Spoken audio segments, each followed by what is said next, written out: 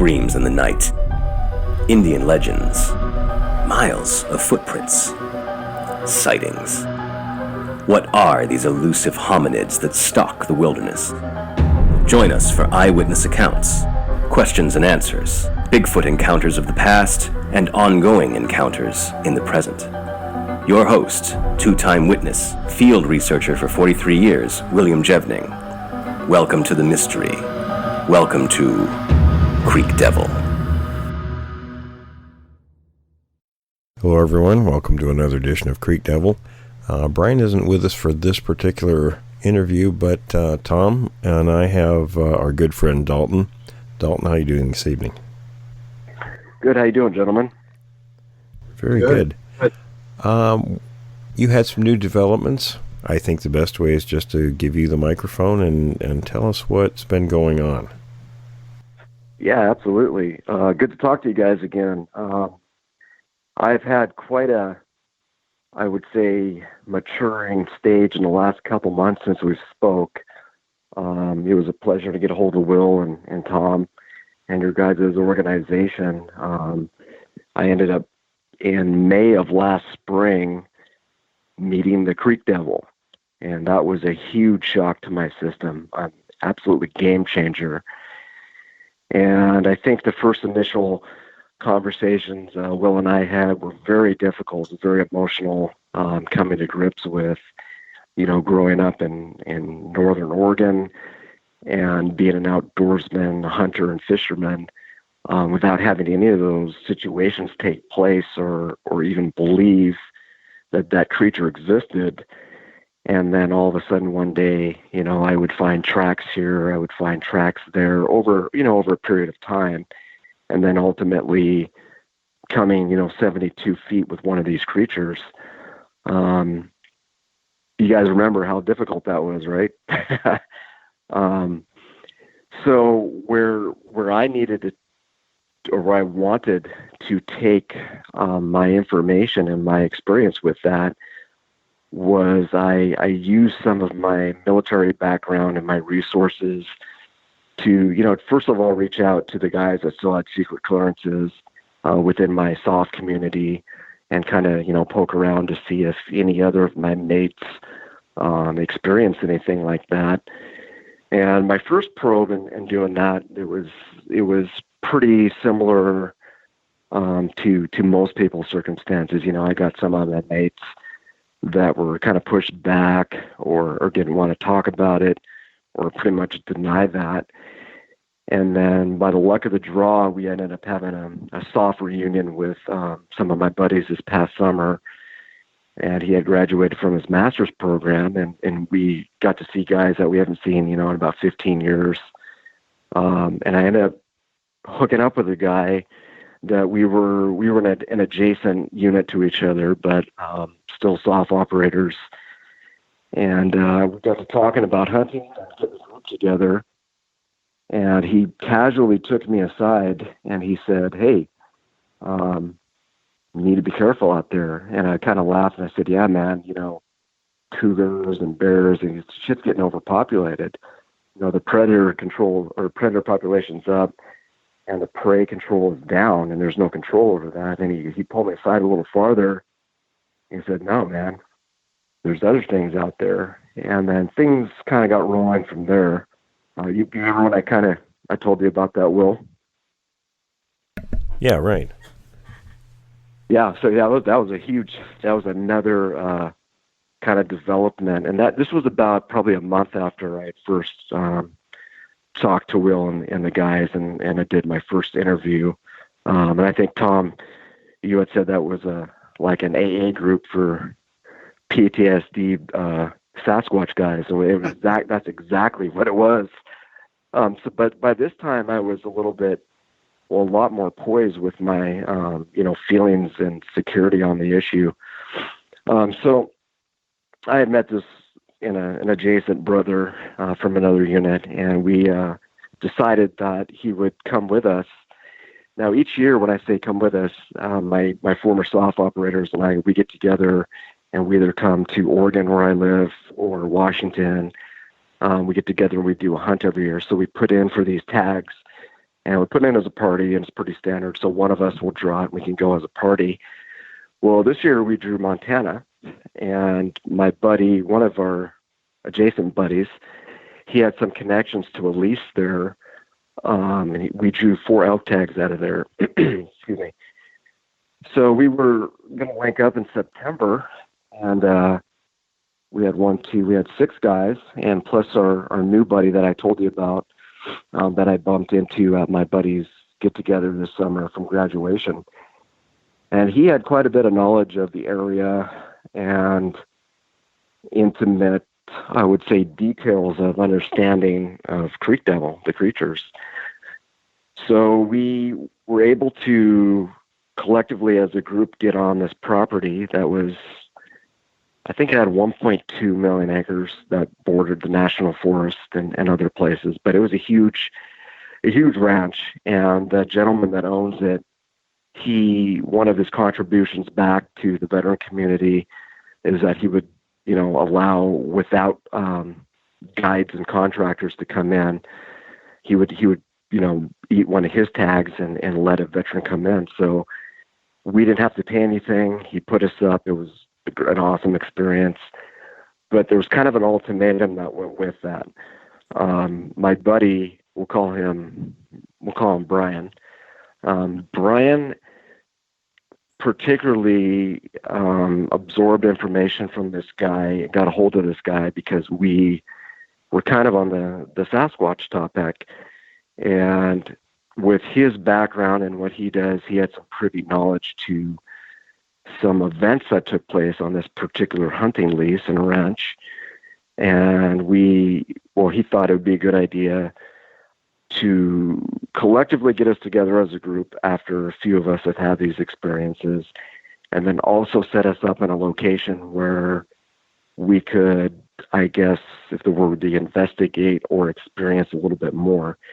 And we collectively as a group looked at it as 2 objectives. Number 1, the rancher had been having many problems with these creatures on his property. So this guy had this, several or actually 1.2 million acre ranch that he was not making any money on because most of the local guides would not think twice about going there. They wouldn't even, there's just no way, it didn't matter how good the elk hunting or the mule deer hunting was. The bottom line is that this place had a history to it and nobody wanted to go. So for young men interested in the topic that wanted to get a little bit of experience or further experience on it, and to also help another gentleman out who was having some issues with it, Brian collectively got us together, kind of told us the circumstances, and we were able to spend 13 days on that ranch. The first night we were there, we sat down with the gentleman, and he was, in his mid-70s. He kind of briefed us and told us about the hunting and how things would go up and go down with the wildlife based on the activity of the creatures. And that was a lot of good knowledge because you could just walk outside when it was light and you could see everything. You could see exactly what he was talking about.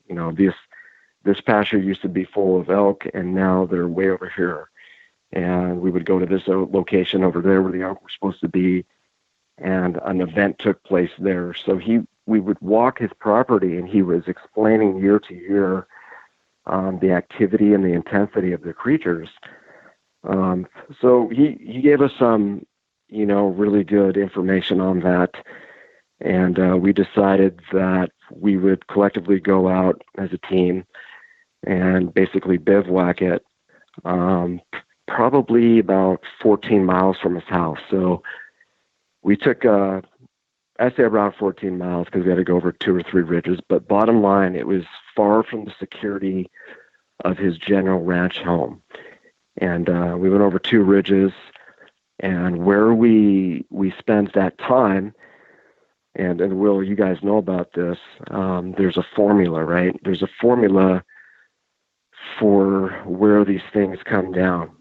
and the timelines that they come down based on the pathology of that group and based on the topography of that land, right? So we kind of identified that based on the rancher's experience and what he said, and then verifying that with the topography and the range where we decided to stay out.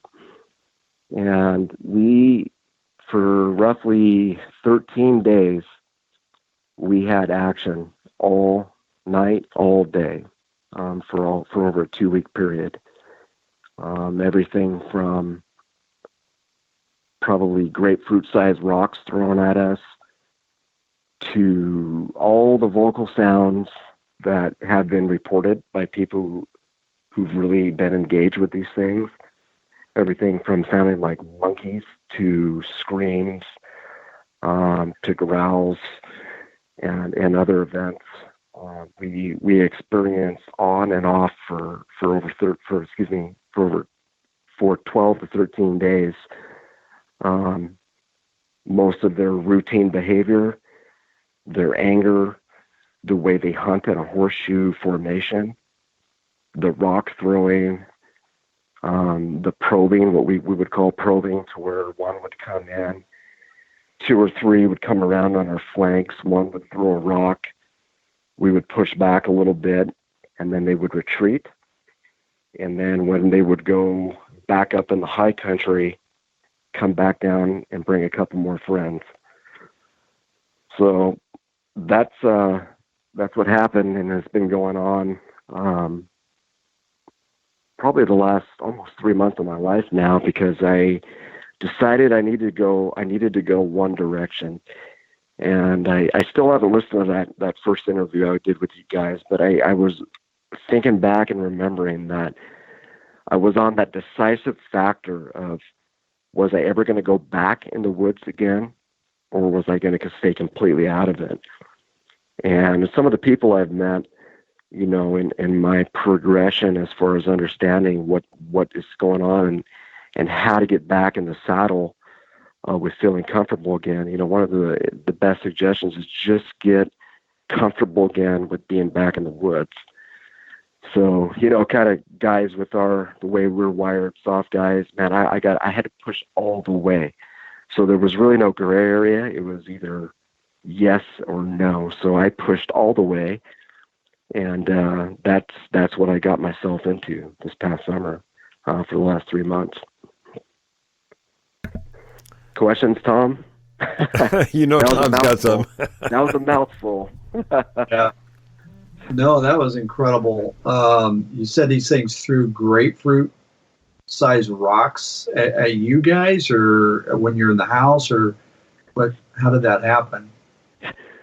Yeah, well, we the guy's place where we had the lease to hunt. He had said throughout his career there and living there that, you know, this is kind of the best area and where he thinks they come off. And we went over 2 or 3 ridges, pretty good sized ridges. Like, we actually gained about 3,000 feet from his house, and we stayed in a valley, a big saddle valley area. And we stayed out there collectively as, you know, 6 veteran buddies together, you know, doing what they do every year. That's where we had these interactions. And yes, there was no river system around in that saddle, in an area we were staying, that valley.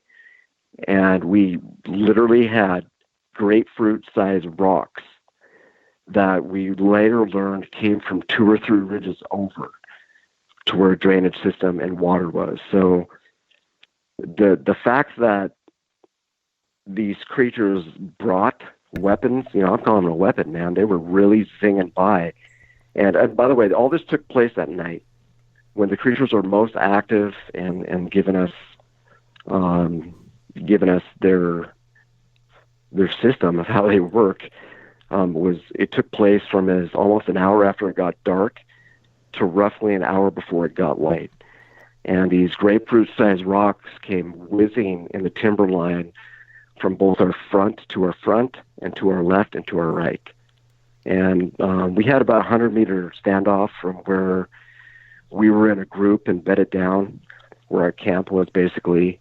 But we could hear these things coming and whizzing by, breaking branches.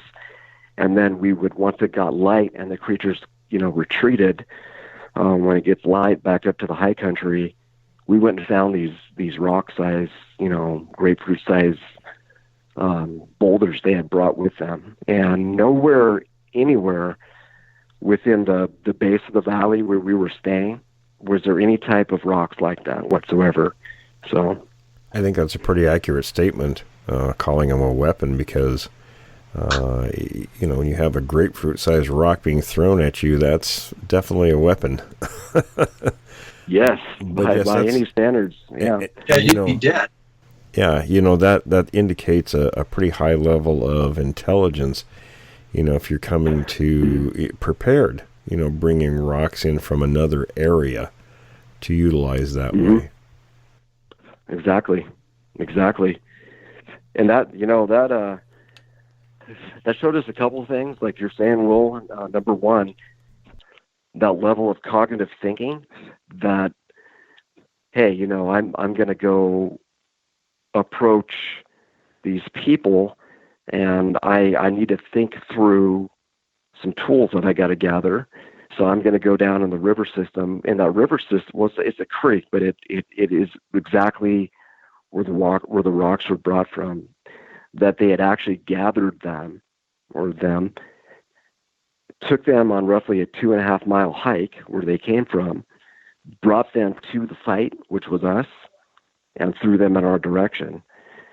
And then that paired up with the fact that I think when I originally, got home and I talked to you, Will, I was, I said, yeah, there was like basically 2.5 days where we had no action. There was nothing, because you already identified that they went back and got their friends. So the first group that we think that we dealt with was about 3 to 4 individuals. Mm-hmm. And then over those 2 days or 3 days when we and when I say push back, we didn't fire any shots. We did things that, I'm not prepared to talk about, and the reason I don't want to, because I'm not advocating for anybody. Let me say this clear. People, you need to stay away from these things, and I advocate strongly you don't go out and try to seek these things. So, shame on me if I say some of the things we were doing to push back, but I guarantee we didn't fire one shot, and things were done very smoothly, very purposely.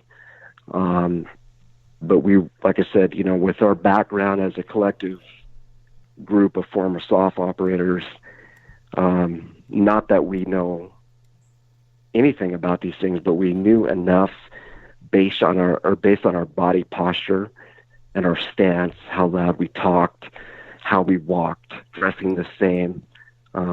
We did a few things that in the outcome of this was it confused them, and it was able to keep them off of us for the remainder of the days we were out there. And that's not unrealistic. I mean, when you look at how other primate groups behave, posturing is a way of communicating, that this is my territory and so forth. So it's very good, a very good thing to do, very reasonable kind of a thing. Sure. Well said. I was curious a little bit. These things are throwing rocks. Basically, they're a ballistic missile. Yeah. That would be, it'd be lethal, it'd be fatal if it hit somebody, or certainly cause very serious injury. Were they just hitting the ground, or did any of them ever, hit any structures or the house, or was it just when you guys are out in the field? Well, when we decided, there wasn't any house. The only house that was there was, like I said, the rancher's home, which was, over 2 ridges and back in his homestead area. But yeah, these things, again, I don't know the velocity. It was dark, but you could clearly identify that these big rocks were flying through the limbs and hitting and cutting the limbs. And where we felt safe when we got into this mess was we had, what I call it, I guess we had like an LOA, a limit of advancement where we felt comfortable to where we were in the open, using as much open area as we could be within and along the timber line. Oh, okay. And these things never, ever, they never came out of the timber. They use the shadows. They are masters at knowing how to use the light and the dark. But going back to your assessment, if they would, again, it's hard to, just by the sound of it, it'd probably kill you if it hit you in the head. Yeah. If I had to do this again, I would definitely be wearing some type of a helmet or protective something on my head, to protect my noggin. But well, you sure wouldn't want to get hit with a rock that size. No, not by any means. And where we actually found the track, they were throwing these about 60, 65 yards from where we could actually see them. And the way they would do this was there would be a really solid really good thicket or stand of timber, big timber, and they would be right along the edge of it. So where we identified where they were and where the rocks actually landed coming out in the opening, these things by no means, they would hold pitching records that, would beat Sandy Koufax and Nolan Ryan. I mean, that's the bottom line. That's some of the, instead of following my gut instincts, which was to never get involved in this again, right, and go back out in the woods, again, with kind of how I'm wired, I was able to use some of the former contacts with the soft operators that I know and who are still my best friends. And, lo and behold, somebody in our group or our team has had encounters with these things. And, I don't know if you ask 1 out of 20 people in the Northwest, chances are 2 or 3 or 4 probably have had some type of interaction with that. So that kind of statistic, I think, carries across the board over to everything and everyone. But I needed to know more about these things. And my goals for going back in the woods were, my wife and I, we don't buy any type of store-bought meat. We literally harvest everything that we go out and hunt or that we catch. That's just, based on the lifestyle that we want to live. So my options were pretty simple, that I get back in the saddle, I get some poise and understanding and experience with this, and I get back out in the woods. Well, that's reasonable. I mean, it's either go out in the woods or go to Walmart. That's right. That's right.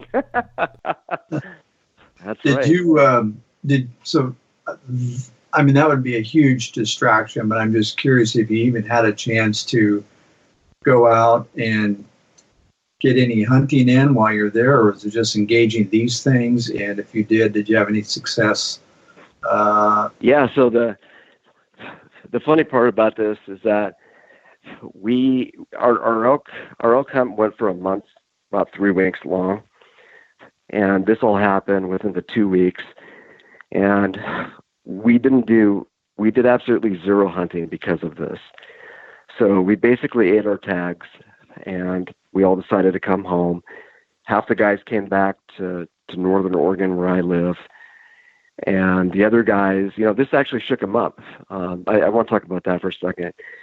So you got 6 guys that, 2 of them are sergeant majors, we're all former senior enlisted team leaders. And this event that we experienced together was a really good marker. And what it marked was all of our combined battle experience together that we did in the Middle East and abroad is completely benign. It's completely non-accounted for when you're dealing with situations like this. It's just 2 different things.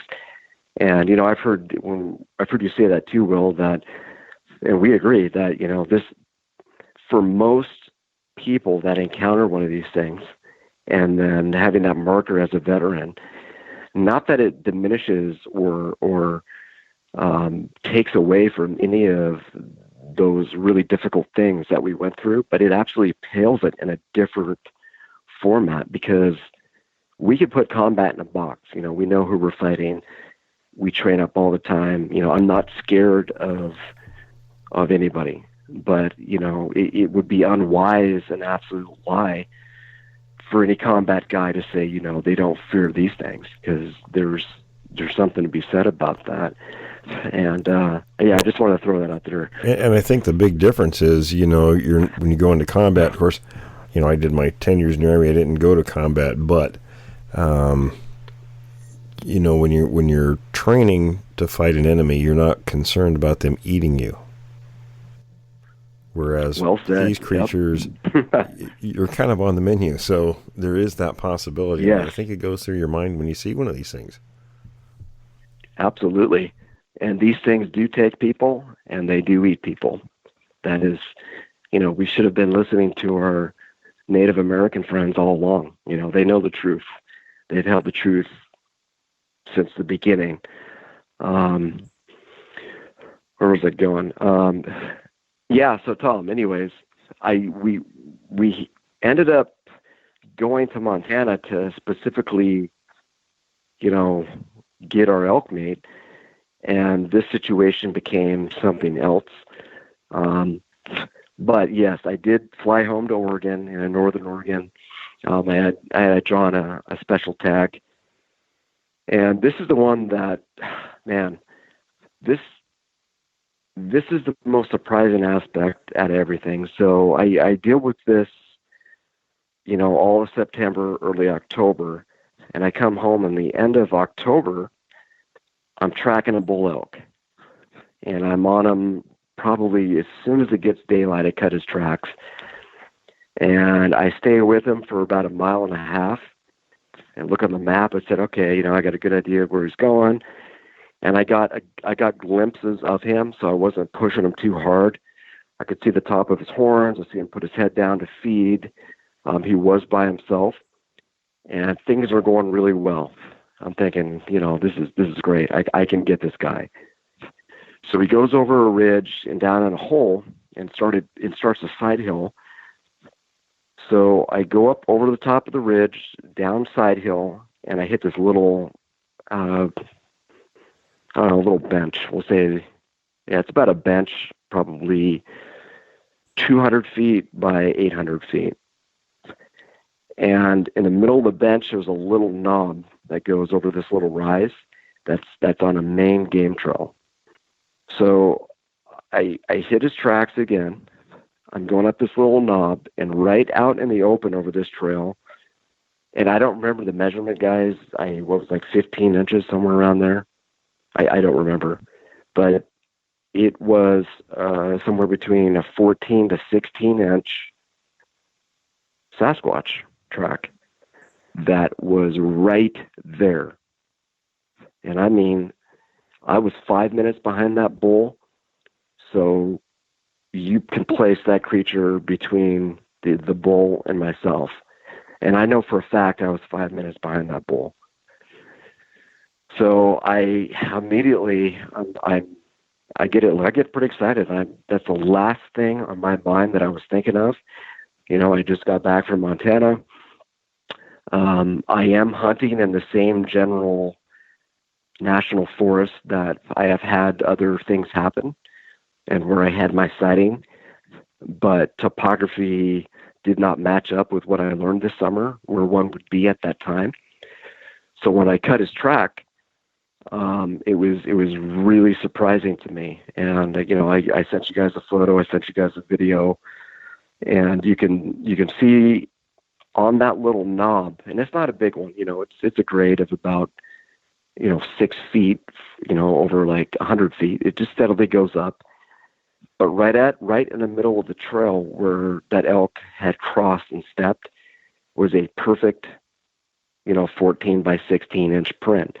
And you can actually see on the grade where it was digging all 4 of its toes in the earth. And I remember it was 29 degrees that morning, and this was probably about 10 o'clock in the afternoon, 10 o'clock in the morning. So things were still pretty cold. And I blew one of those things in tracking. If you blow in that track and you can get any aggregate movement, like it's smoking hot, and you could see where the pine needles were pressed down. It was one of the best prints that I've ever seen. Even in Malaysia tracker school, it was just, from a tracker's perspective, it was a smoking hot track. And then I started looking around a little bit more. It was farther than I could step, and to the front of the track onto the right a little bit, that's where the game trail had went over. And there were 2 big trees that, roughly big enough for, if you wanted to squeeze 2 or 3 bull up through there, you could. So about 15 feet wide. And on the left side of it was really thick, like really thick reprod. And to the right of those, big standing timber trees, there was a little bit more brush, but more open. Well, when I had stepped through and I was trying to find the other track off that track, I found it right on top of a deadfall, and it completely smashed that. And then I had lost the tracks from there. And when I say I lose the tracks, basically when you're stomping tracks out and you're getting down and looking visually, you lose them. But if I wanted to pick up on it and find the broken sticks where it had gone, not a problem. But what I ran into about probably 5 minutes after I had put my pack down, I stomped that other track out. I tied my boots. I got back up directly to my front on the right a little bit, where that left-hand stand of timber was and that reprod. It growled. And that was a sound that I had not heard yet. It was super close, maybe 50 feet away. And I immediately just kind of, sprung into like survival mode, like took the safety off, backed out quickly. I had, my rifle up, looked behind my right shoulder, and I backed up about 10 feet, looking, scanning, listening, and then backing up every 10 feet. And then I had to figure out how to get the hell out of there. But it was a very deep, guttural, help me out, Will. You've heard one do that before. It's yeah, it doesn't sound like a dog. No. Yeah, like a dog. It doesn't sound like a. That's what when you tell someone you got growled at, that's what they would think. But it's a very uncomfortable, primitive type of feeling, man. I don't know that I would even equate it to a big cat. Kind of. Oh. If you're talking tiger or something like that when they growl. Yes, a lot more depth to it. A lot more depth. Oh, there's something big there. Big, yep. And just so people know, we're not talking mountain lion type of growl, not at all. No, we're talking a big cat. No. And that's not even the right sound. It's right on par with something like that. Mm-hmm. Yeah, you're right. It's hard to describe it. It's different. Yeah, it's unlike anything I had ever heard. It's an uncomfortable feeling too. Yeah, let me tell you. It's almost a want to fight. I think when I got back to my truck, I told you guys what was going on. That was like you said, it was a challenge, man. Oh yeah. Some type of challenge type behavior. But yeah, that was, out of all of the shit I've been involved in this past summer, that was definitely the most surprising and probably one of the most tense for me, because it was the last thing on my mind, right? Talk about totally out of the frying pan and into the fire. You went from one, kind of hair-raising experience, and you want to go hunting just to kind of get your mind off things, and you run into another one. Absolutely, and then in 2 different states as well. So, and I thought that, when I was there, I do hunt solo, and that can be argued either way, but I've just been more successful that way. I trust myself. I trust my abilities. I trust those experiences I've been in. But when I was sitting there, that first hour and a half, all that stuff was going through my mind. But as soon as it got daylight and I could see the timber I was going into, and that's the other thing. The timber, it wasn't quite old growth, and it was between semi-quarter old growth and a lot of third growth and a lot of reprod. So even though I was in the wilderness area, I felt comfortable that I wasn't in a deep, dark, dense forest like when I originally had encountered one of these things. So, shame on me for making those assumptions. But the kicker of this thing, go ahead, Will. I was just going to say the main thing was, in this circumstance, there was a food source directly there. Exactly. So sometimes those settings change. The food issue is a priority with them. So. Yeah, that's right. It's all about the food. You're right. So I think when we collaborated that day, it was, don't go back in there, give that some time. And I really was focused on that bull. I got a good look at him. Definitely a mature bull, definitely something I wanted. So I had definitely backed off. And I think it was when I sent you guys those pictures of the jaws that I found, that was kind of the same vicinity, but that was after I went back, or was that the same day? Do you guys remember?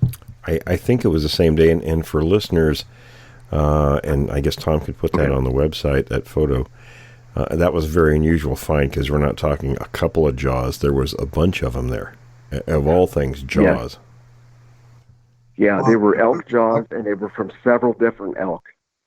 Several different elk, and what are we talking about there? It's over a long period of time. Some are old, some are new.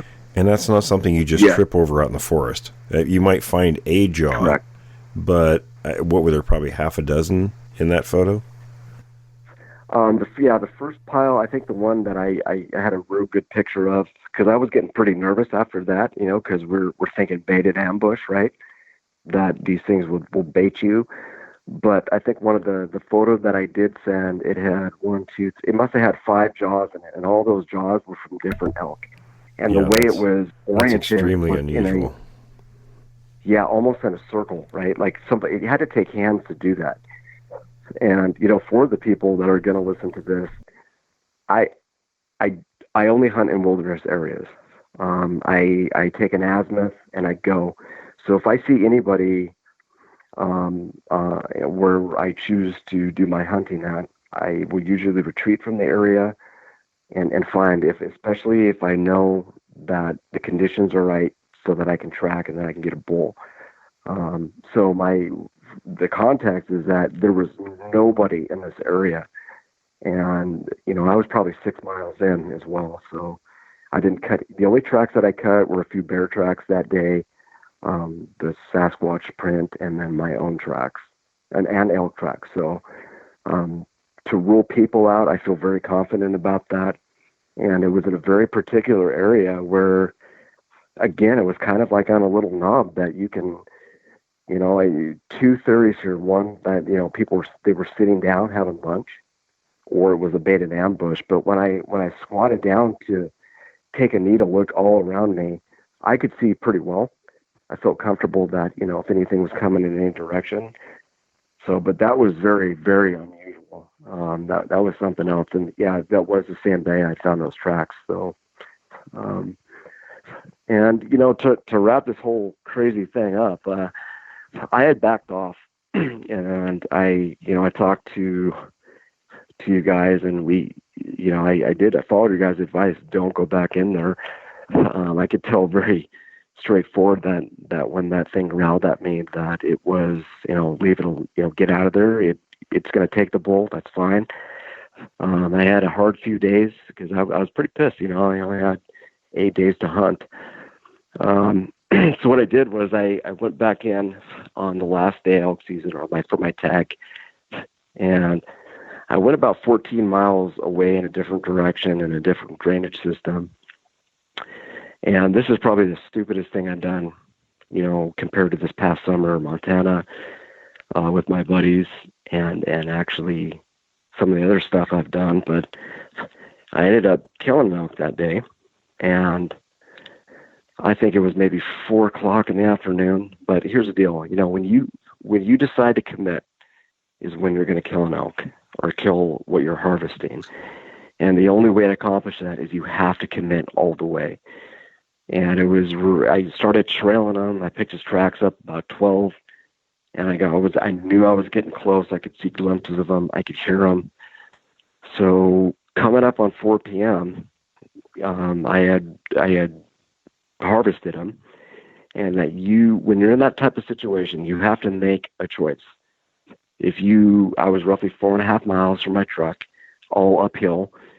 So you have to commit either way. When you're in a really tight spot, you're by yourself, you're in the wilderness, you either got to commit 100% to getting out, or you have to commit 100% to digging in. So I decided that I didn't think I had enough oomph to get it out. It was kind of sleet, hail, snow, slush type of situation. So I was already cold and wet. And by the time I got that elk quartered out and hung in the juniper trees there, it was well over 5:30, getting close to 6. And I dug in for the night, and I built 6 fires around me. Some other tactics that my buddies and I got some leadership from, and understanding some particular details about these things on how to combat them. That's kind of one of the things we did in Montana. So I applied one of those scenarios and tactics to staying by myself with that elk, and I did a few other things. And I got super lucky that night. All I heard were owls, and I mean real owls, and mainly coyotes that night.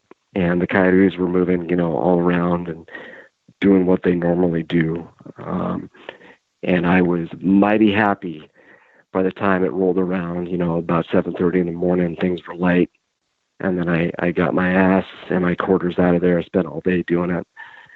But that, it kind of sums up, my summer, gents, that, when we had first talked last, I think it was, sometime early June or July, we had talked, to where I was coming to grips with this scenario and the fact that trying to get pushed through the experience that I had when I first saw one of these things. I think I pushed way too far, but I still at this point right now, I'm still really good with it. I'm glad I did, because I've had some very, very challenging, very, very intense experiences that I know what not to do. And I wouldn't know those if I didn't, have those hardships and trials through that. So yeah, Tom, I killed the bull. You got him. All right. Yeah. So other than that, you've had a pretty uneventful summer, right? Yeah, for the most part, you bet. Well, tongue-in-cheek humor there. Yep. So, that's interesting that you mentioned the fires that you had around your camp. I bet that, you just can't help but thinking that probably had an effect on not having these things around. One question I did have was, I didn't quite understand. It was really fascinating, and I think our listeners would be interested too, was you'd mentioned when a track is fresh, when you blow on it. Could you go in a little bit of detail about what you expect to see when you do that and how that works? Yeah. So, there's all types of formulas, but where you are in the world, what types of soil, I've just learned that here in Oregon and the Northwest. Like I said, I live in Northern Oregon, very, very close to the Washington border. When it's basically a certain temperature, and this is only judging with elk, because this is the only thing I've really applied it to. So I know elk are anywhere from 600 to 800 pounds. When you're on a smoking hot track and it freezes the night before, and it's in soil, let's say it's mud or fresh mud that's got some moisture to it. Sometimes it can be very, very difficult to see if those animals came through there the night before, a couple of hours, right? So if they came through at midnight and you're walking up on a set of tracks at 7 or 8 in the morning, you think, oh man, they're there. I got to get ready. I'll take the safety off and around the corner. But kind of my mentor had told me about this. There's two things in the Northwest that will tell you how smoking hot a track is. With the particular type of what is called aggregate or soil here in the Northwest, you can put it right on the border, Washington and Oregon. If it freezes and you're able to blow in that track and it can move, it doesn't look like dust, but you're able to move with your solid breath. If you can blow like some dust around basically, but it's soil, that track is less than an hour old. If it looks like a smoking hot, fresh track, and it doesn't do that, it's well over 10 hours old. That's kind of what I meant by that. Yeah. No, that's very fascinating. Yeah. Hey, I wanted to mention something about the fires. First of all, in Montana, did you guys use fires in that situation? Yes, we did. I can. Oh, go ahead. No, go ahead, Will. I was just going to say that I can relate to. I mean, granted, we were teenagers during a couple of situations, but we always felt that, like with the Clark Ranch thing and a couple other times, that the fire was what kind of kept them at bay. Yes, that would be my, well, not my assessment, that's just my experience. That's exactly, we as people, we feel good because we got liked. But number two, that's exactly, and that's what we did the last night. We actually lit, for you listeners who've been to Ranger School, right? The pyramid, triangle base, where you want to lay in your heavy machine. Just think of a pyramid, a triangle, and at your apex points, those are where you want to have, that's where we set big fires up. And then we filled in the men in between, and then we put 4 other fires in between that area. So we had, at our apex points, on the ends of the triangle is what we call it. Excuse me. That's where we had the flares and the bigger brush. So idea was to clap smaller in instead of out. So we had kind of an opposite thing going on. The bigger the fire, the more the light would push the creatures back, but we would push each other tighter in the group for, back-to-back security. And yes, we actually, like you said, that we got into some major deep stuff the last night because of some of the things we were doing, and the fact that they had brought several of their friends back that last night was kind of our fail-safe to, if they start jumping over these escalations of force, we're going to start having to do this. And yes, the fire very much kept them at bay, and it also gave us more security in the fact that we could kind of see their standoff level, and obviously they could see us. The fire works both ways. Mm-hmm. But they, like you said, they did not like that at all. It kept them curious, but it changed their behavior. That's one of the biggest things is that we figured out, is that it actually changed their behavior. From all the screaming and the hollering, them shaking trees, we could see them swaying back and forth. And the big issue that we had was that when they came back with the group, they actually moved on us a half semicircle like a horseshoe. And that was very, very apparent that somebody in the back was making some type of what we would call fire commands, right? Mm-hmm. Was moving their other... Was directing the group. Directing, and that was very, very apparent. And it's not in a dialect or language that we can understand, because, like I said, it was very vocal. You've heard it well. It's dramatic. It's very, very tense. But what we were witnessing was, like you said, they were organizing and moving their group around us, and that's the main reason we lit our fires up. So we didn't have to, take things farther than that. Right, and for folks listening, when you mentioned the swaying, that is a very classic primate behavior, and it means that they're agitated. That's always all primates when they're swaying back and forth. That's a high level of agitation. So, which means they're not very happy. when they're doing that. Yeah, I would say they were pissed. You got that right, Will. They were and they would hang on, from what we could see, right? Granted, it was at night, but there was no mistake about it that they would hang on to a side of the tree or the trunk of it. Mm-hmm. And, when they would just very intently, and I only remember seeing one of them, and it wasn't actually the biggest one. It was a middle-sized one that was going back and forth, and then it would change arms. So it'd be moving left to right on one side, and would grab the other side and go on the other side, back and forth. And then the vocals would start, and then things would start moving. So it was walking back and forth between trees, or just for clarification? No, it was stationary, and the one I was fixated on was stationary on a very, very good sized tree. Mm-hmm. And to me, it looked like half of its body was behind the tree. So I'm assuming it was holding onto the side of it. Oh, I see. But that's the one I noticed swaying back and forth very, very intensely. Mm-hmm. And then it would do that 20 times, and then it would move to the other side of the tree and sway on the other side of it. Oh, that's interesting. I wonder when I hear that if that might have been like a misdirection or a distraction for you guys while the rest of the horseshoe comes around and flanks. What do you think? I think that's possible. I will say that giving myself and my guys credit that we're a group of guys that are very, very aware of the 360 element. So we were already orientated that way, and I know what the guys saw behind me. I know what the guys saw to the left of me. I know what the guys saw to the right of me. And if they were going to breach, they would have to breach us in a circle.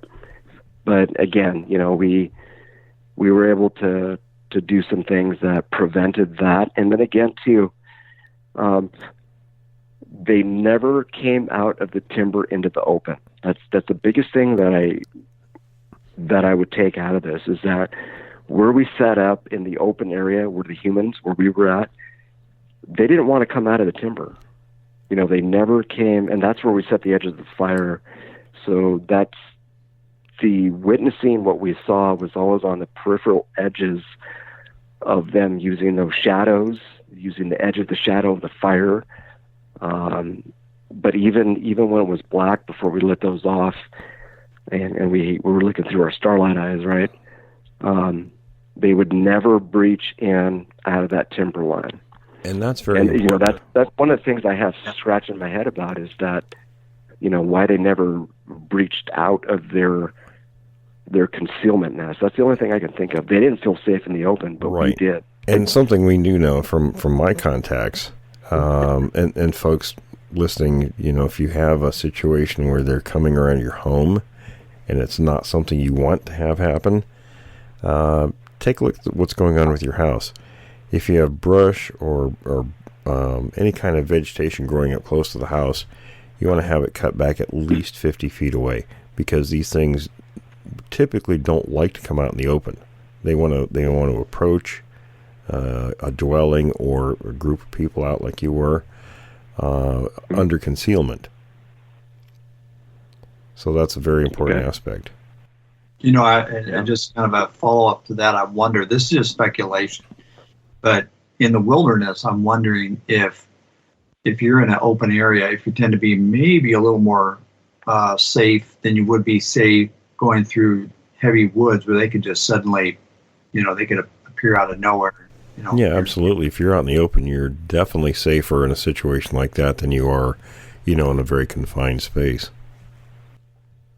Because you have to remember, they are opportunistic, and they're going to utilize, their surroundings for their benefit. So if you're in a space that's confined and you can be grabbed easily, bad place to be. If you're out in the open, you can see them, you can react to them, and I'm sure they know that.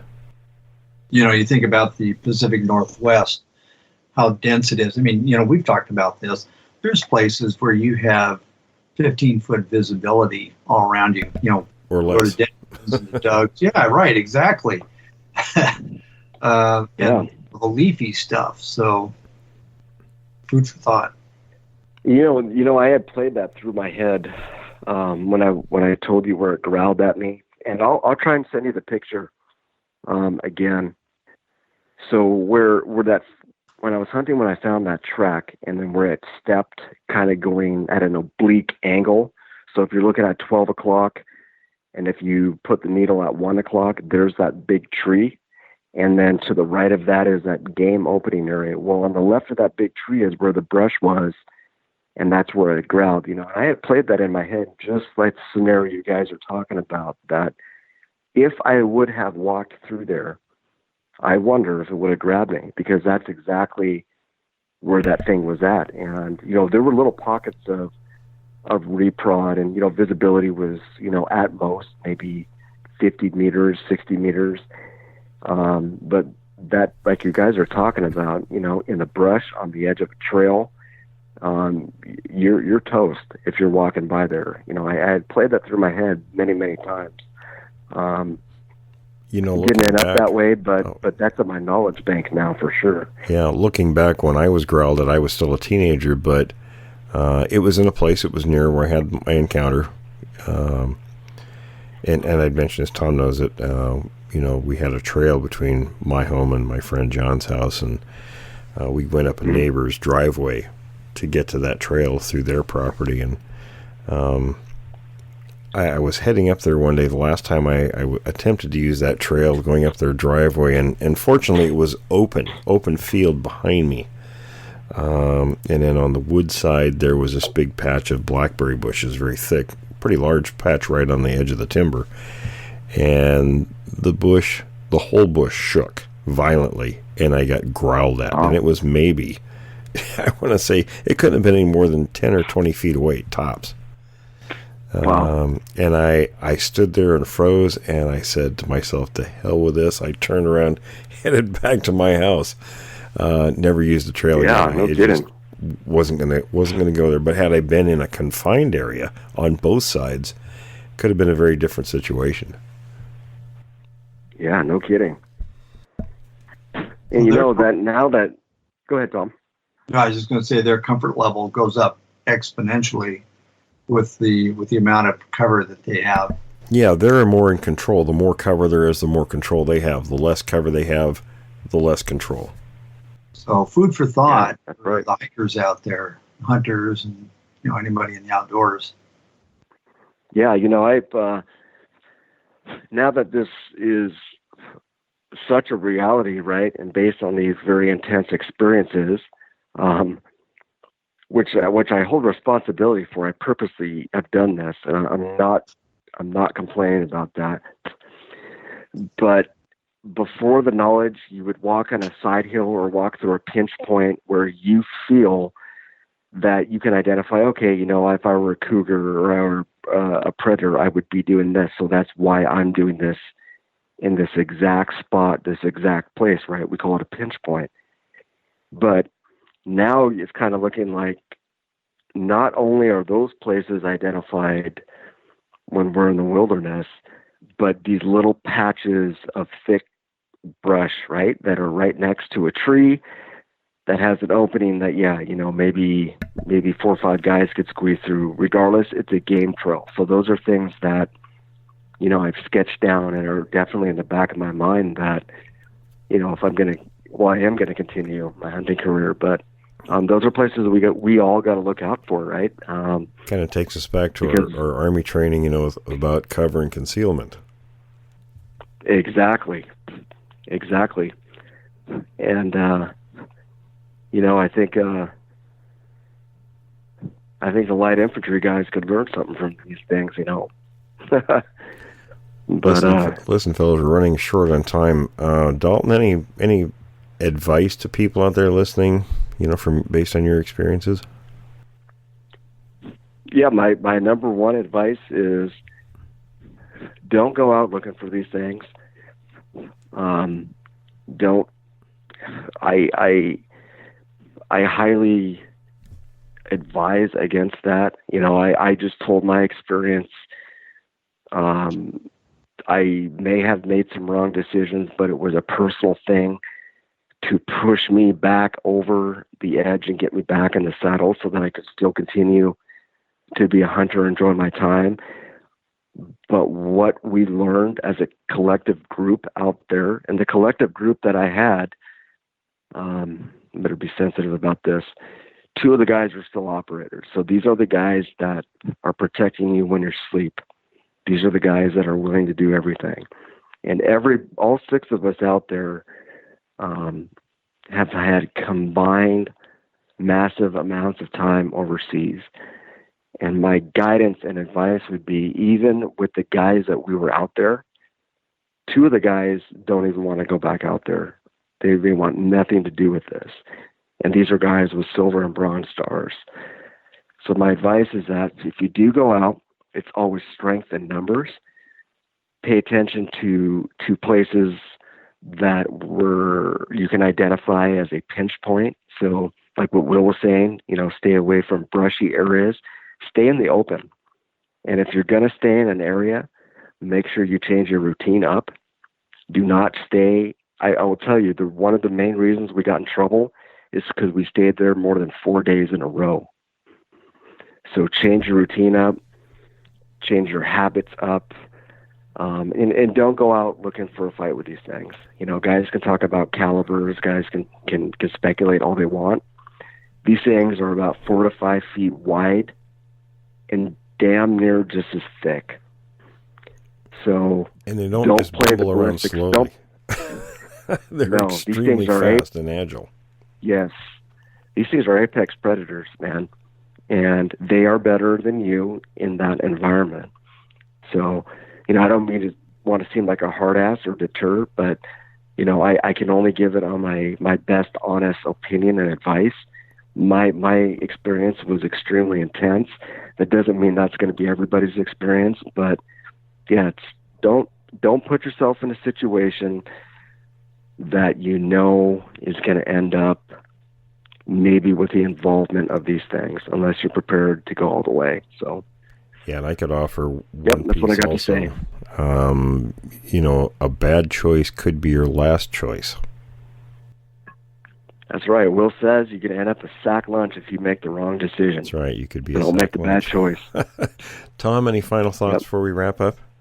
Yeah, just one final thought, and that was, you talked about the pinch point. I interviewed a gal today who also she's in a different part of the country, and she was talking about how these things actually manipulated some of the terrain, some of the brush and that sort of stuff in the local area to create a pinch point. So if you see that, you may want to turn around immediately and have your situational awareness up at 110%.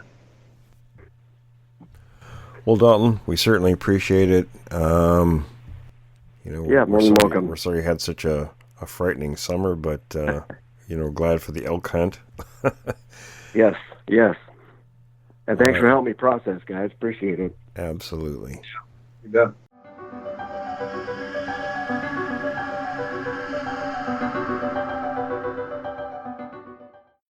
We're back from the break, everyone.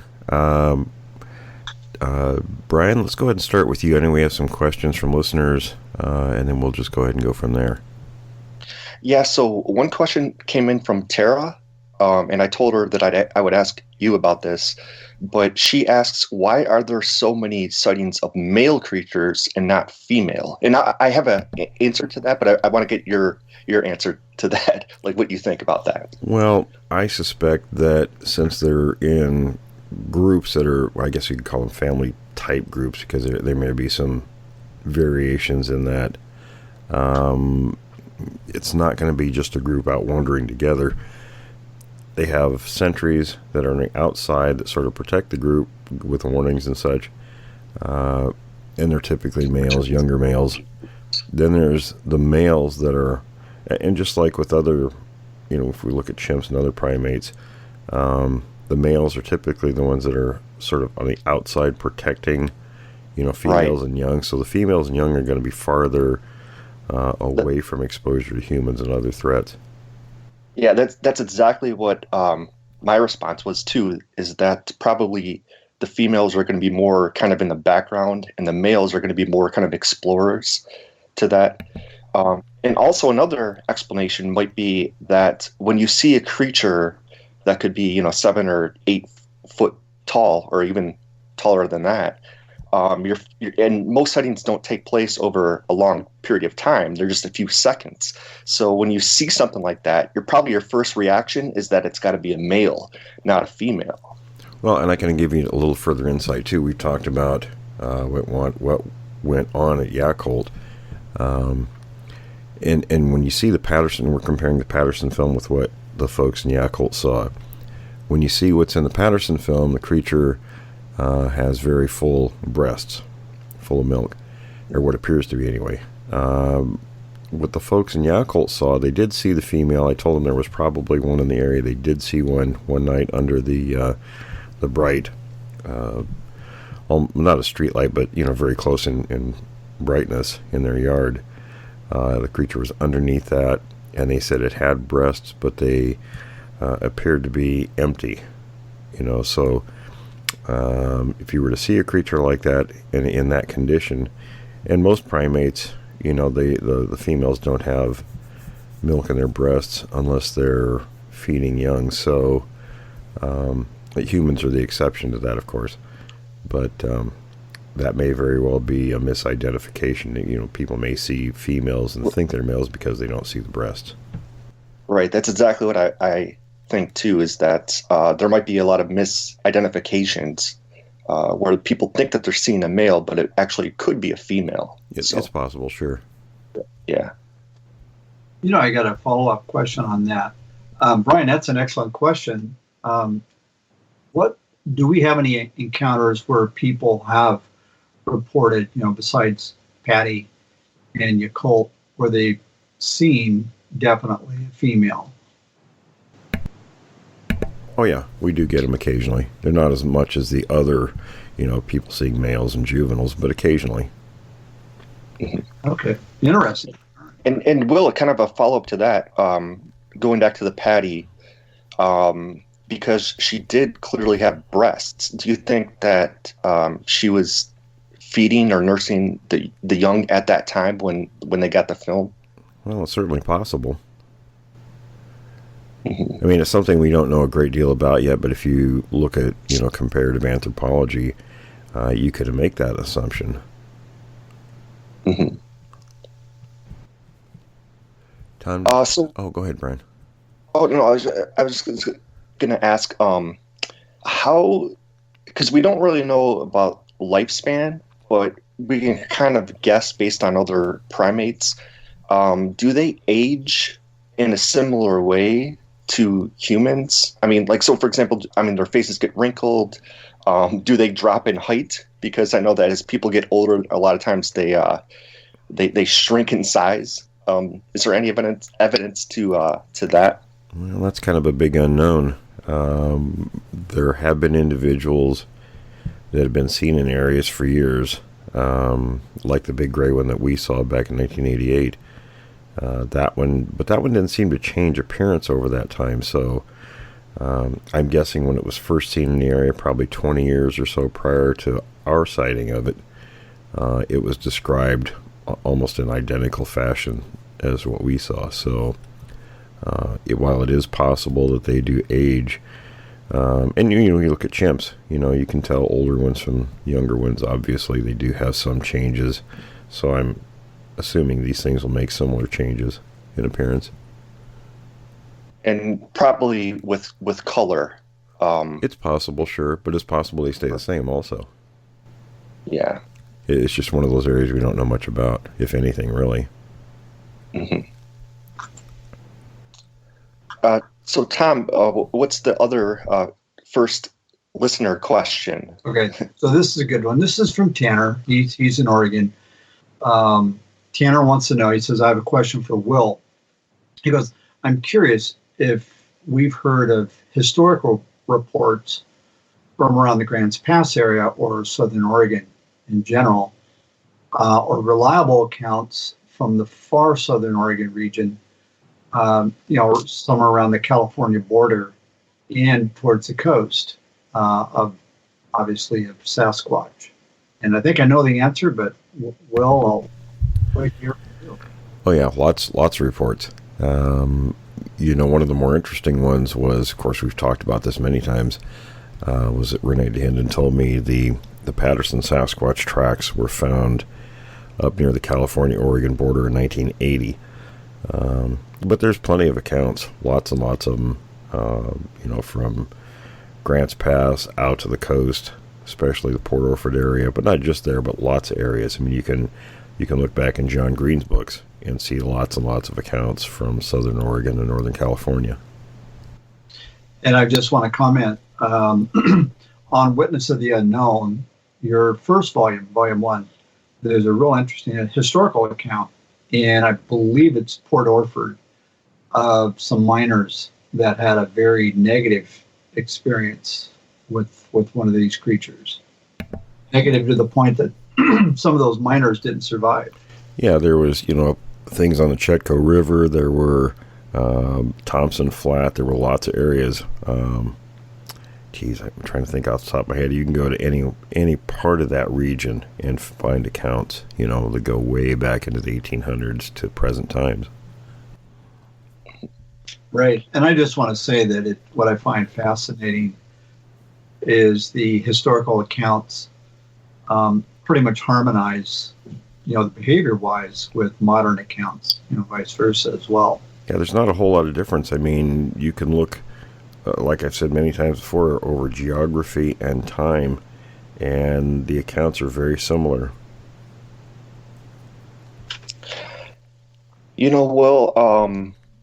One of the questions that I had is, how distinct are their footprints? In other words, if you find tracks, can you tell, like, a couple years later if it was the same creature? Yes.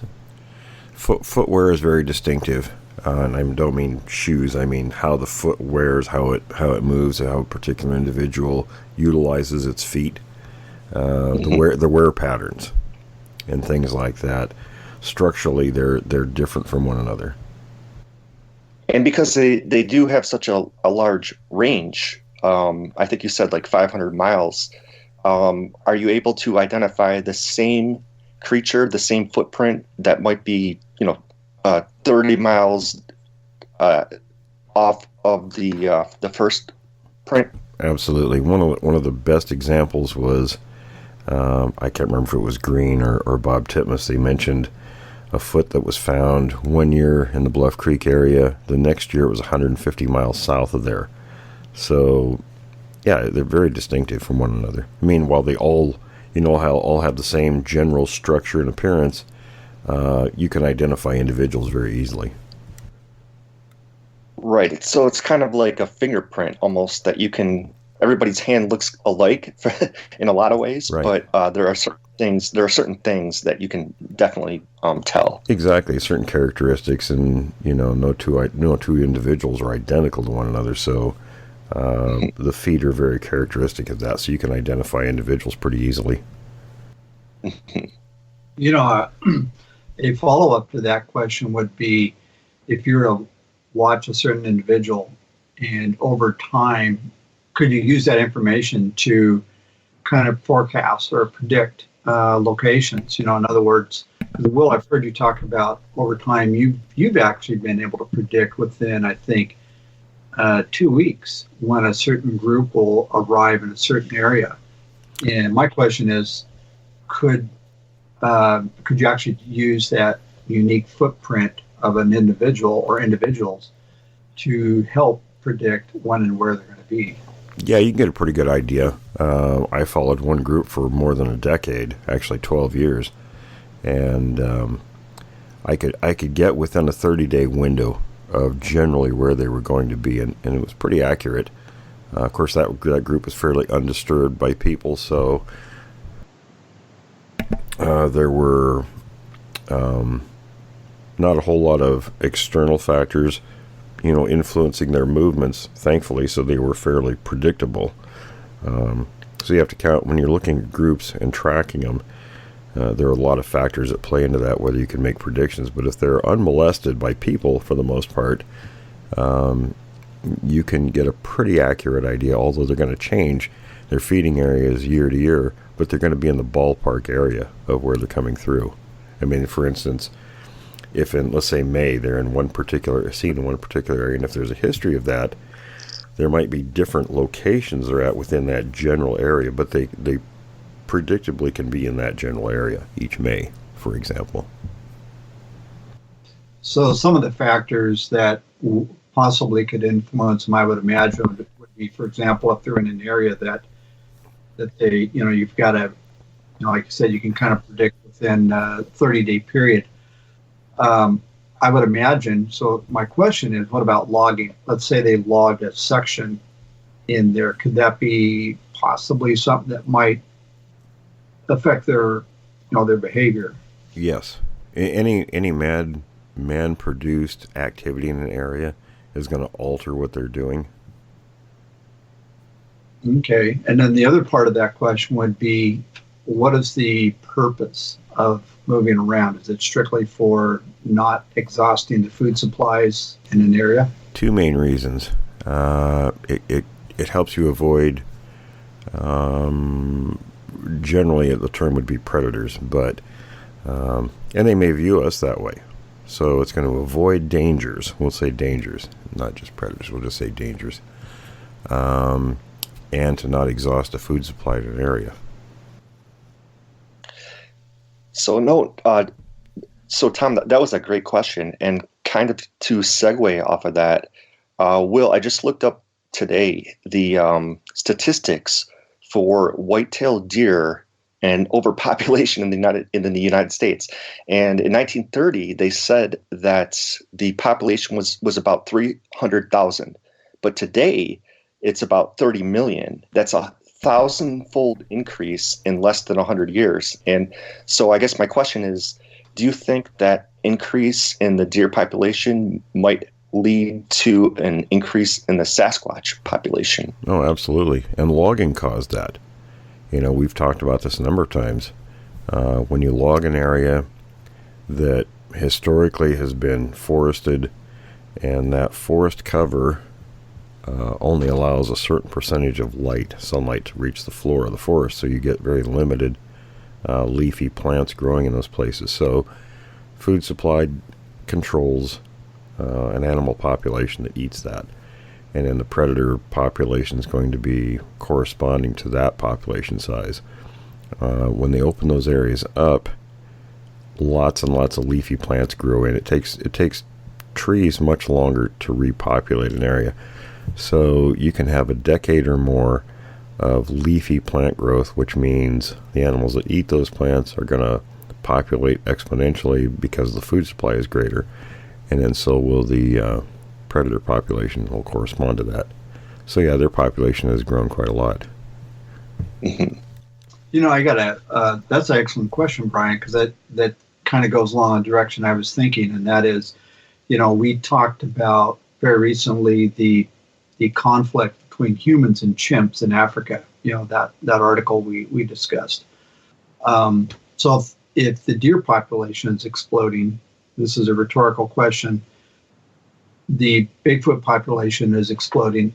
Are we seeing conflicts now between competitive Bigfoot groups, and are we seeing an increase of conflict between Bigfoot and humans? I don't think there's so much of a conflict between the creatures, different groups of them, and not really so much conflict with people. We're seeing more encroachment. Not so much us into the forest. I mean, we're out there anyway, and have been for some time. But what we're seeing because of that population growth is we're getting more sightings and things like that going on.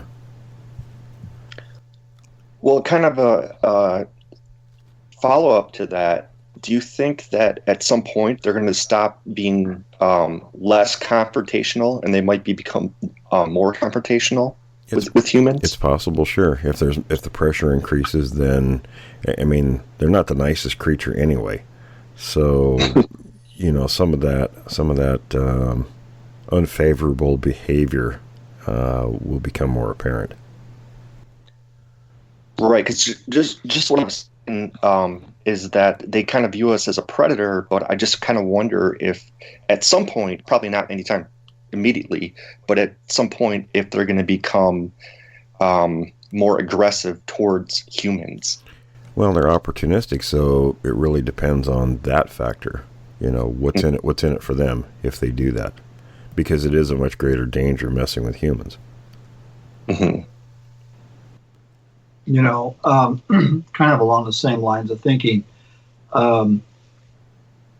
is there a possibility that a group within a certain area could depopulate, the food supply in that area? It's possible, sure. I mean, depending on, how much mobility the group has or various groups in an area. But if they're overpopulated, sure, it's very possible that they can exhaust a food supply in an area. But typically they move, so, for at least the foreseeable future, that shouldn't be a big problem. And Will, kind of a follow-up question to that is, because I know that you've talked about how there's like a 500-mile range. At least, but, yeah. But do you see groups that kind of stay in the same location? Sometimes they'll stay in an area for a prolonged time period, but if the ranges are typically large and they overlap, so there really isn't any advantage to staying in a particular location over time, because you can exhaust a food supply and dangers to individuals or the group. Oh, I'm getting some feedback there. Can you guys hear that? Yeah. I got it too. Okay, I'm not sure what happened there. Okay, I don't hear it now. So that happened earlier when Brian and I were talking. So, yeah, there really isn't much an advantage. You're moving because you're avoiding possible dangers to your group, and then the food supply thing is also. I mean, they probably don't intentionally think they're not exhausting a food supply, but by keeping moving every 2 weeks to different feeding areas, you end up not exhausting your food supply in that area. So I hope that answered the question. I got sidetracked with that noise, that feedback. Oh no, good answer. So another question is that when they come into, and you can actually talk about your own personal experience about this.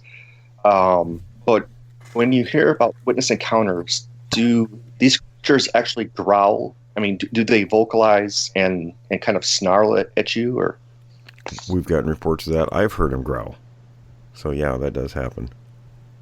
I want to go back a little bit to, we're talking about the, they got a home range of, you said it's a minimum of 500 square miles. Well, here's the thing. In southern Washington, that group had 3,300 square miles they occupied, and I think the range is actually larger than that because they went across the Columbia River into northern Oregon as well.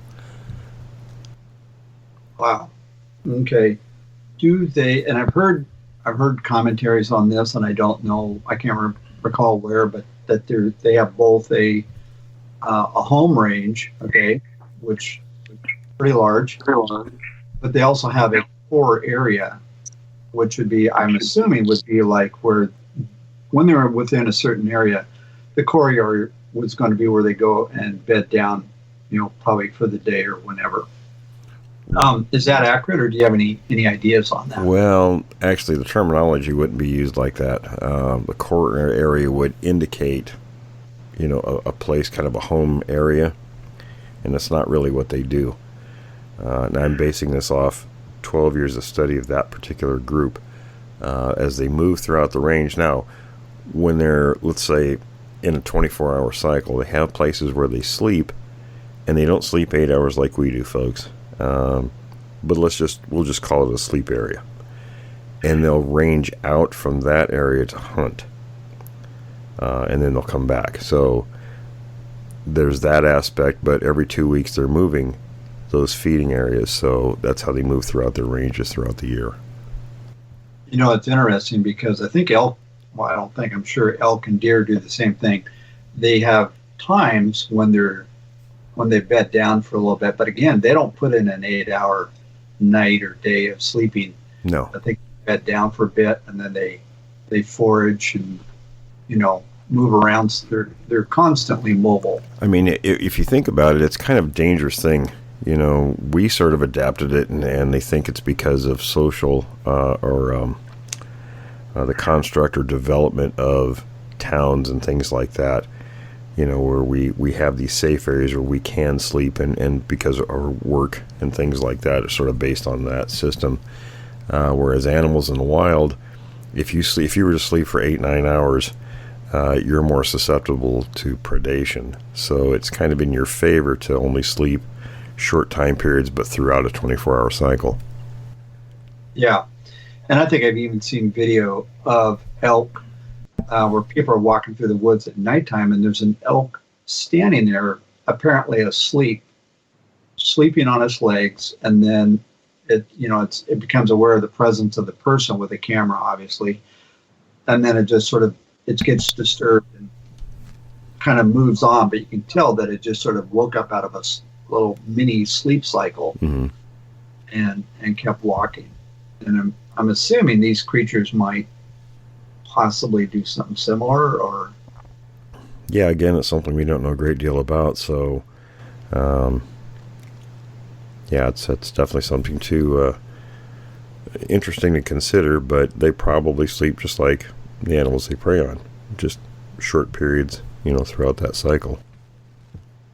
And so, Will, do you think that for the most part they're family units, or do they ever link up with other groups?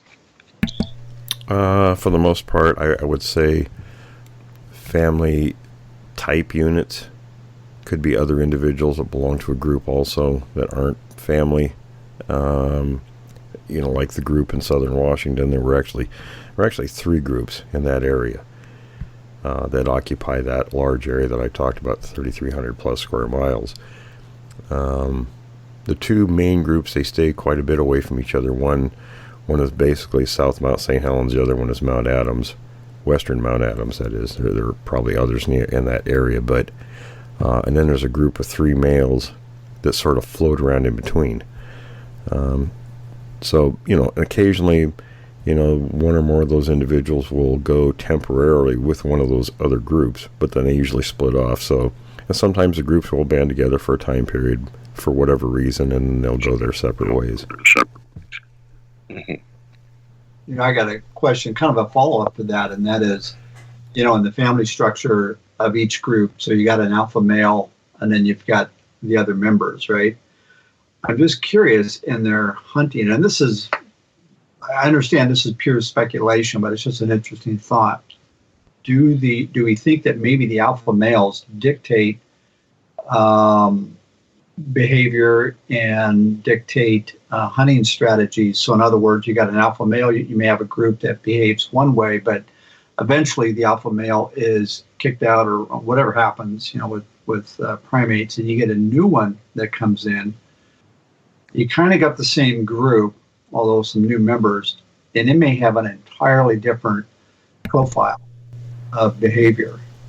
Absolutely. I watched the thing on National Geographic a while back here, and one part of it they kept the focus on a group of baboons, and the one leader of the group was kind of a bad leader, and treated some of the members badly. In fact, there was a scene where they were in close proximity to.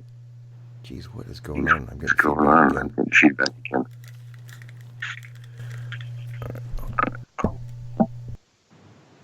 Hold on, fellas. Okay, is that... Okay. I still hear it. What is going on with this thing? Okay, let me try to talk. I'm going to have to edit this stuff out. The baboon, they were in close proximity to an alligator or a crocodile, and the alpha, the leader of the group, was actually in danger of being eaten by the thing, and none of the members liked this particular leader, and they were going to let him be eaten until the leader figured out what was there, and then the relationship was never the same. That alpha did end up getting killed, I think, by a big cat, and one of the members that had been picked on by this alpha ended up taking over the group. So the demeanor of the group and its behavior was very clearly dictated by the leader of the group. So we've seen the one alpha and how the group behaved one way, and then when the next one took over, it was very different. So I suspect the same thing is true with the Sasquatch. It's funny because they'll just sit around and just silently waiting. Maybe he's going to get chomped on. It was like they were all turning their backs, all ignoring. And usually they would raise the alarm, when there's some kind of danger. And in this case, they didn't. They were like, okay, go ahead and get eaten, dude. Yeah, what's funny about that is, as you see parallels in the workplace as well. Let's face it, we've all had bad bosses, and they do things that you're like, okay, we're just going to watch them go down in flames. Nobody's going to do anything to rescue them.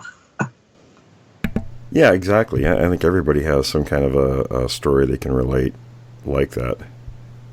Yeah, I just found that kind of amusing. Yeah, so there are lots of parallels. I mean, if you're looking at Sasquatch behavior, look at other primates, you're going to see very similar things. Yeah, we'll kind of a question too on that point, and this might be like a weird question, but are there vocalizations like monkeys? I mean, do they have mating calls? Well, that's a good question. Something we don't know. A lot of those vocals, we get lots of vocals, lots of different types of vocals they do. What they mean, who knows? We don't, at this point, we really don't know. It's just all speculation, but they may have. There may be some sort of a, call that indicates that. But some of the sounds are going to be group specific, or maybe within an area, maybe different groups. Let's say like that range in southern Washington. Let's say among those three groups, maybe they understand some of the same vocals between each other. It's hard to tell. Kind of along the same lines of that, I mean, they seem to have a wide range of different types of vocalizations they make. Everything from whistles to owl hoots to screams, barks, reports. And I'm just curious if you've heard this report that they do actually make sounds similar to monkeys or chimps or something like that. Yeah, I've actually heard sounds, out near Mount Rainier that sound very similar to chimp noises. Was it exactly like chimps? No, it was very similar to chimps. So, I mean, that's the only thing I can think to compare the noises to. We talked about the two individuals a group of us heard one evening. One was not making chimp noises. The other one was. They were close together, maybe 20 feet apart from one another. Wow. And, of course, we know there are no chimps in North America, naturally. Correct. What about, and I've also heard, and I'm just curious on this point as well, that people have reported chest beating, like I think gorillas do. Have you heard that? And any thoughts? I've heard that from a couple different witnesses. At least that's what they thought, what it sounded like. It wasn't any object hitting another object like rocks or trees or things like that. They said it sounded like exactly like what you hear when you hear a gorilla beat his chest. Fist on flesh. So yeah, I have heard that 2-3 times. Yeah, interesting. And go ahead, Tom. Oh, go ahead, Brian. No, I was just going to ask to Will, and actually you, Tom, as well, if you know this, but do other primates have? Because we hear reports that their arms hang almost by their knees. Is that the same with other primates as well? Yeah, I think typically, chimps and gorillas, other monkeys, their arms hang a little bit lower, they're longer. These things, their general design is, I guess, a little bit more simian-like than human in proportion. The torso, the body's longer than humans are in proportion. Legs are shorter, arms are longer, things like that. That's a good point. And the question I have is, when you look at if you look at a gibbon, look it up on the internet or in the zoo or whatever, I've often thought that in some ways, their physical structure resembles a Bigfoot, only 1 meter tall. They're about 3 feet tall. Will, what are your thoughts? Just wonder if you might have a comment on that. I don't know about the facial structure, but yeah, it's interesting. In the early days, people like John Napier and some of the other early anthropologists who were taking a look at this subject kind of compared these things to gibbons, and it was probably that morphological similarity. Yeah, and they're interesting. They're super fast, very agile. I've heard that they've been recorded going through the jungle somewhere around 34 or 35 miles an hour. Yeah, I don't know. And these things, it's possible they're related to gibbons. We simply don't know at this point. Yeah, Interesting. And Will, kind of another question too. With that being said, because their arms do hang longer than humans, is that kind of a evolutionary adaptation that helps them, hunt prey, like deer? It could be just a leftover, from a more ape-like past. Now, it could be something that helps them, but I don't think it's a special adaptation because there's so many similarities with other primates that have, those same characteristics. Mm-hmm. And do you think that their physical description has changed over the years, or has it kind of always been the same? And of course, obviously, that might depend on the type and the area of the country that people are seeing these things. But yeah, is there I don't general? think, no, it hasn't changed. The only difference being we're getting more reports of other variations now where we didn't before. Mm-hmm. Now, when you talk about variations, are you talking about the 4 basic types of Sasquatch? Yeah, the four groupings or types, and even among those or in those different groupings, there's variations. So, depending on breeding populations, things like that, there's going to be minor variations here and there, and then you have individual variation. So, you get some differences, but not any real appreciable difference. Right, like you were also saying earlier about the different footprints. Like every individual has their own unique stamp, basically. Yes, exactly. Mm-hmm. And then even in that, we see people that report sometimes there's, maybe an extra toe or lacking a toe. That's going to happen. Accidents, things like that. Look at the cripplefoot tracks from the early 70s in northeastern Washington, where the one foot was obviously deformed, the other one wasn't. You're walking around in nature, things happen. So, there's lots of variations to consider in there. Yeah, it's interesting. I think Lee even talked about that with some of his encounters when he was in California, that there was one of them was, he said the face looked like it was maybe had a Down syndrome, and one of them had a deformed foot, susceptible to some sort of maybe it got damaged at some point. Yeah, the facial look might be just how a person relates to whatever they see. When they hear Down syndrome, it's not, the Sasquatch doesn't have Down syndrome. It's just that's the first thing that comes to mind maybe when they see a particular individual, how it strikes them. The foot problems, yeah, there's going to be all kinds of issues with feet and things. So, whether it's accidents or how they're born, things like that. And actually, related to that, going back to, we were talking about do they have mating calls and things like that. Do you think that there's maybe a significant problem with them with inbreeding that might lead to some, deformations and things like that?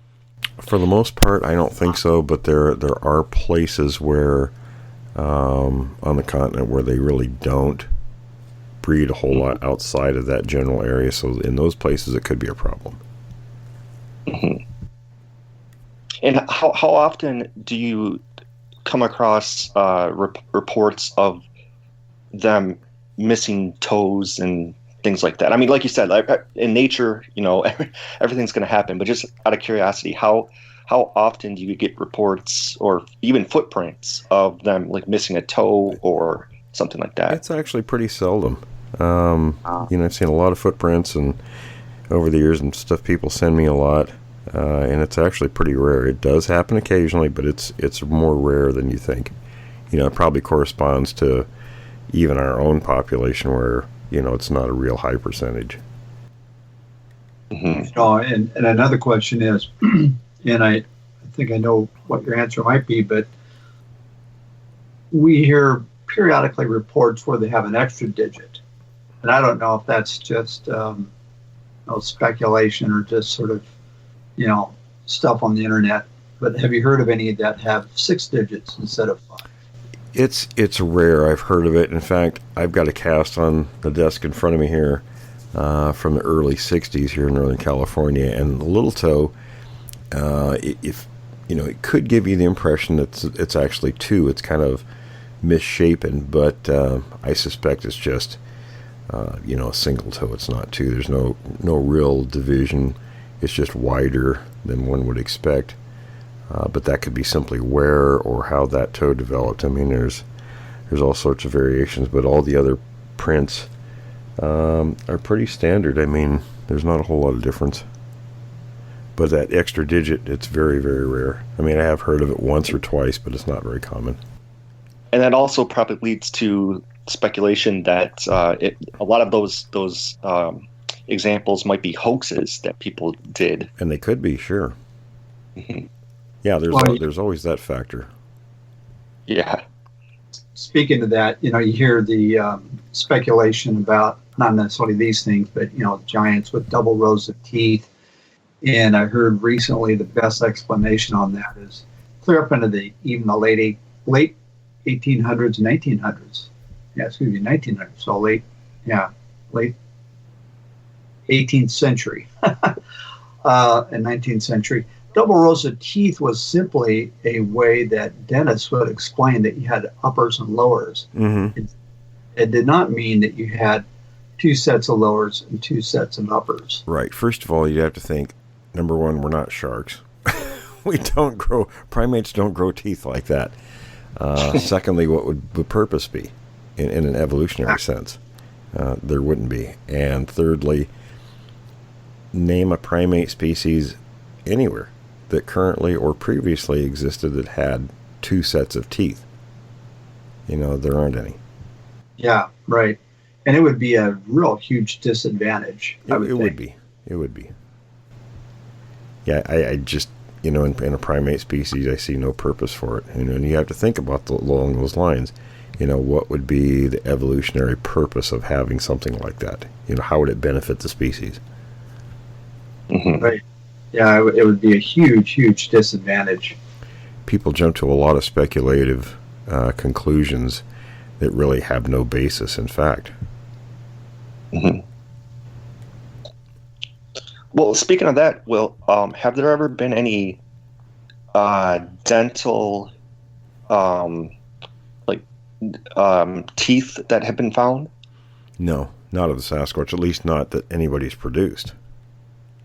Now, there have been bones found, and one of my favorite stories is the one that was in John Green's book about the couple, that were prospecting on their vacation, and the wife took the creature's jaw home, and it sat on the mantelpiece for 14 years, till the house burned down. But as far as actually having one to examine, no. It's interesting though, because we had John, our anthropologist, on a few episodes back, right? And he made an interesting comment that it's possible that sitting in boxes somewhere in a lab or wherever at a university, sure, misidentified. Yeah, misidentified bones just sitting there, and nobody's. No, there could be lots of bones of them in these facilities that are misidentified as human remains. I mean, there are pieces of bone. There are pieces of skeletons, found frequently, and there are facilities where they're sent because they're presumed to be human, and they really don't know what to do with them, so they warehouse them. So yeah, there certainly could be plenty of bones, actually in these facilities. Well, it would make sense, because if somebody found some bones out in the woods, nobody's going to. There's no baseline, no standard to say, "Hey, look, there we go. We got another set of Bigfoot dentition or skeleton or anything." Right. And as John pointed out, they may very well look very human in appearance, so they would report them. And like I say, fingers, things like that, they get found all the time. So they would go to one of these facilities and they'd just be warehoused. Yeah, no, that's a great question, a great point too. It kind of makes me wish that Forensic Files was still on, because I wonder if with science changing and technology changing, if they were able to maybe look at a skull or different bones, that they were able to conclusively prove that, hey, no, this is not human. This has to be Sasquatch. The problem with that is there are many thousands of these bones or bone fragments in these facilities. Where do you start looking? It would take decades to go through stuff like that, and then you get variation among people. So how do you determine exactly what's not human? Again, it goes back to there's no baseline of recognized. If you do find a Sasquatch, bone fragments or whatever, there's no way to identify it. Exactly. How would you know? And same thing with hair too. Yeah, hair. You gotta have examples. Known.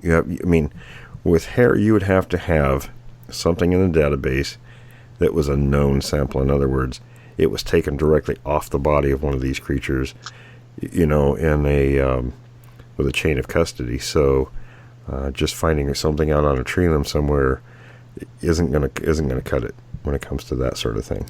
So hair doesn't really do you a whole lot of good anyway. Right. Sorry about that. I was moving my coffee cup here. This microphone picks up every bit of noise.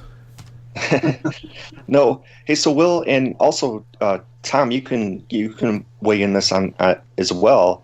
What do you think that the position for law enforcement is on these creatures? I mean, do you think that a lot of people in the, not necessarily government per se, but I mean just police officers in general, do they know about this creature? Are they willing to say that, hey, it exists? Or well, from my experience, talking with police officers, we know a few. They knew about it. Some agencies do. Some, the police officers out on the street may not know, but if they come across something, their higher ups may know. Typically, it's a career killer, so they steer clear of it. Typically it's something they just don't want to mess with. One question I often just kind of toyed with is not so much the police officers, but the legal status that this creature might have. Would it be unique, or would it be when they do discover when there's an official acknowledgement of their existence? What kind of legal status would they have because they're a hominid? Would they have something elevated above the regular animals, or would it be, would it just, and again, it's just pure speculation at this point. Would it just be another creature, another animal? Well, no, once they're officially recognized as being quote unquote discovered, which is actually, it's an affirmation of rediscoveries, what it will actually be, since our ancestors knew about these things very well. And I'm talking way, way back before pre-recorded history. The Endangered Species Act would kick in, and in however many years it takes, those groups of individuals they choose to figure this out, then of course, once they figure out what they are, then they'll make a determination on that. So at this point, it's just speculation. But the Endangered Species Act would kick in, and then those procedures would be followed. So, and the logging industry would be devastated by that, because they'd have to shut down the whole thing. Yeah, because they have to figure out habitat. Right. Yeah, or make a determination on what they need and their habitat requirements and all that stuff. So yeah.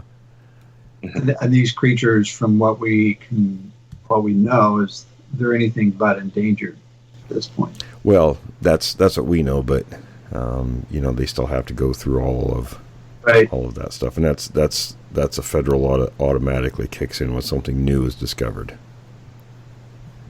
Mm-hmm. So whatever people's opinions are, doesn't matter. That's the way the law is written, and that's how it would go. Yeah, and actually, talking about population, do you think that there is a? Obviously, you think that these creatures are definitely populating at a pretty good rate.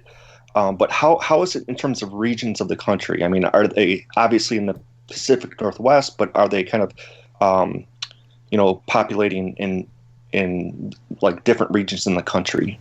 Yeah, it seems to be. I mean, it's not obviously not the same population everywhere. They're not evenly distributed, but we're getting reports of juveniles in lots of locations around the country and Canada. It'd be interesting to see a heat map, Ryan, that would show the relating to the sightings, and then you could differentiate between juveniles and the size and the color and the types and stuff like that. Yeah, that's not something we're going to get though. Oh, probably not. But talking about juveniles, that is a pretty good indication that the population is definitely increasing, because if there are younger ones, then they're certainly going to grow in numbers. It's a clear indicator. In years past, we didn't get a lot of those kind of reports. In the past year or two, we're getting lots of reports.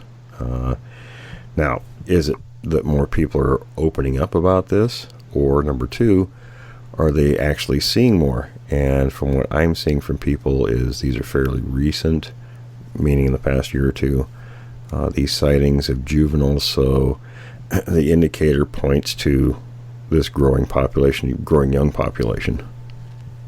So that, brings up another question, and that is, if the population continues to increase, do you think we might hit critical mass at some point where it's just impossible to deny their existence? It's certainly possible. It just depends on what happens with the population. At some point, does it reach, the apex of where its growth is and start declining? We don't know. Wasn't there, I think I remember a while back that back in the 50s, the estimated population was around 50,000, and now it's... For the continent, yeah. For the continent, yeah, right.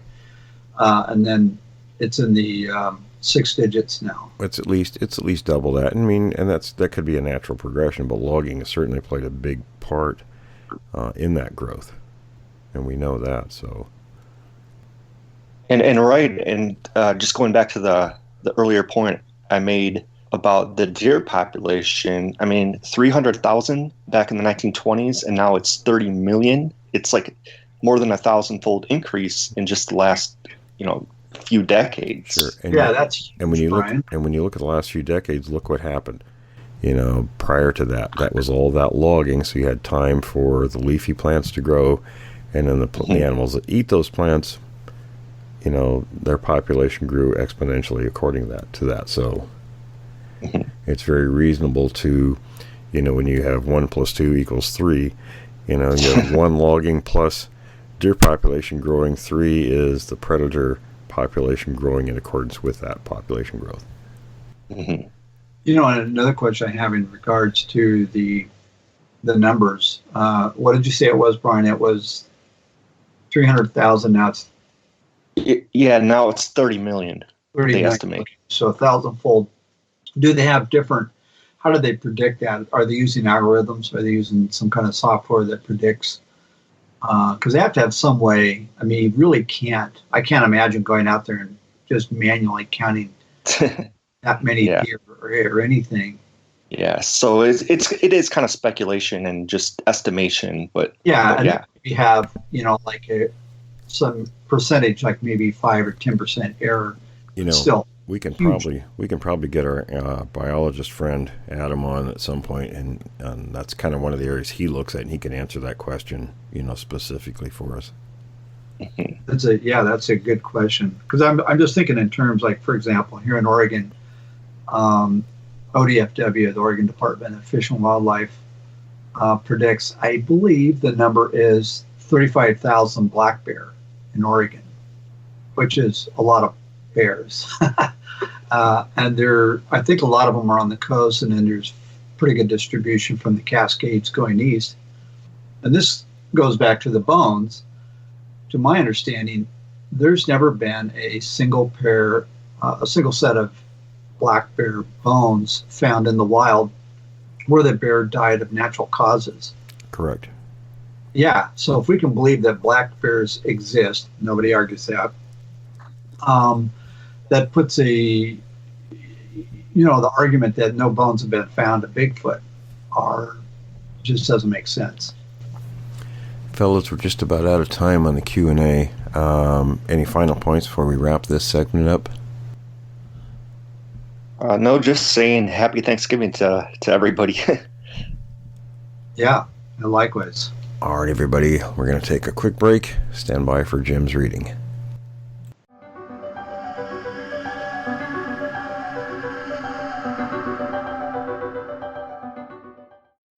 Welcome. This story is being brought to you by William Jevning and is being narrated by me, Jim Sower.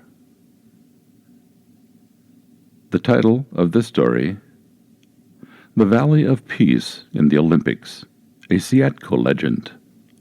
An excerpt from Ella E. Clark's Indian Legends of the Pacific Northwest. Olympic National Park is located in the U.S. state of Washington in the Olympic Peninsula.